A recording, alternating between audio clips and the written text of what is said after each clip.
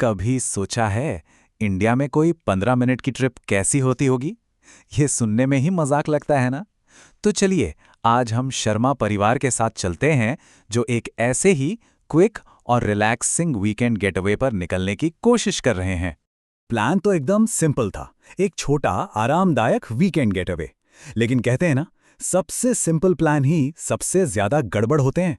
और शर्मा परिवार का ये सिंपल सा प्लान बस गड़बड़ होने ही वाला था। तो चलिए मिलते हैं हमारी कहानी के हीरोज से। शर्मा फैमिली, पापा, मम्मी और उनके दो बच्चे राहुल और प्रिया, सब एक छोटे से ब्रेक के लिए तैयार हैं, या शायद उन्हें ऐसा लगता है कि वो तैयार हैं। और बस यहीं से उनकी यात्रा का पहला चरण शुरू होता है। तो चलिए कहानी के पहले पड़ाव पर चलते हैं। द लॉन्च सीक्वेंस, मतलब वो सुबह 5 बजे निकलने का प्लान जो कभी हो ही नहीं पाया। अब देखिए, प्लान और असलियत में जमीन आसमान का फर्क कैसे होता है। निकलना था सुबह 5 बजे ताकि ट्रैफिक ना मिले। 5:15 तक तो पापा हॉर्न बजा बजा के थक गए और गाड़ी चली सुबह के 7:30 बजे पर, मतलब पूरे पौने 3 घंटे लेट। और ये देरी क्यों हुई? अरे भाई, जरूरी सामान की वजह से। मम्मी का हल्का नाश्ता ही इतना था कि एक छोटी मोटी फौज का पेट भर जाए। साथ में प्रिया का पूरा ब्यूटी पार्लर और राहुल के सारे गैजेट भी तो थे। और जब इतना सारा सामान हो तो शुरू होता है वो नेशनल गेम जिसे हम सब जानते हैं, पैकिंग टेट्रिस। मतलब कार की छोटी सी डिक्की में पूरे घर का सामान फिट करने की कला। और इसी कश्मकश के बीच गूंजता है वो एक वाक्य जो शायद इंडिया का नेशनल एंथम होना चाहिए, पापा की आवाज में। अरे भाई, थोड़ा एडजस्ट करो। ये एक शब्द हर मुश्किल का हल है। चलो, जैसे तैसे सब एडजस्ट हो गया और गाड़ी चल पड़ी, लगा कि अब सब ठीक होगा। लेकिन कहानी का असली ट्विस्ट तो आने वाला था। पेश है पापा का शॉर्टकट। और यहां शुरू होती है वो सदियों पुरानी जंग, टेक्नोलॉजी बनाम देसी जुगाड़। एक तरफ गूगल मैप्स कह रहा था 4 घंटे लगेंगे, दूसरी तरफ पापा की दोस्त गुप्ता जी की 2012 वाली सलाह, अरे 2 घंटे का रास्ता है। और पापा ने किसकी सुनी होगी? जाहिर है गुप्ता जी की। नतीजा, गाड़ी हाईवे से उतरकर एक ऐसी सड़क पर आ गई जिसने शायद आज़ादी के बाद से तारकोल देखा ही ना हो। अब जब गूगल भी फेल हो गया तो पापा ने एक लोकल से रास्ता पूछा, और जो डायरेक्शंस मिले वो तो कमाल ही थे। सुनने में एकदम सटीक, लेकिन असल में पूरी तरह से बेकार।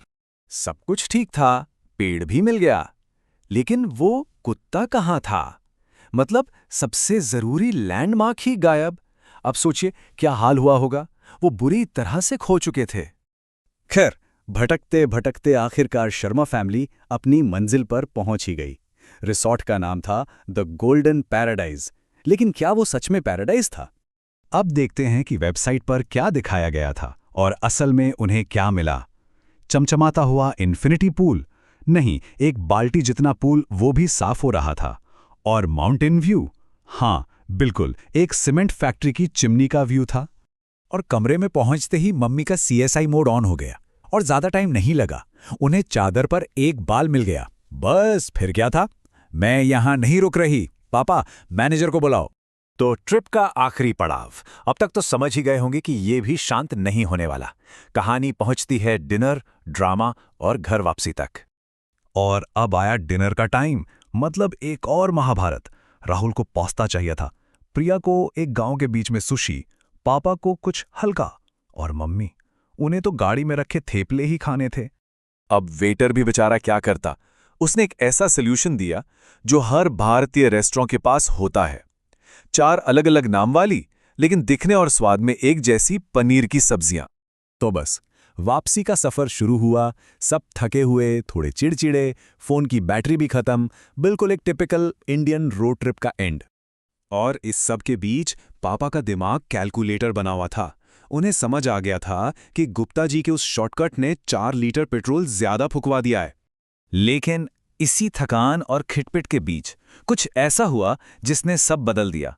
रेडियो पर एक पुराना गाना बजा, सब साथ में गुनगुनाने लगे, चिप्स का पैकेट खुला और वो सारी थकान जैसे गायब हो गई। और शायद यही तो इंडियन ट्रिप्स का असली मजा है।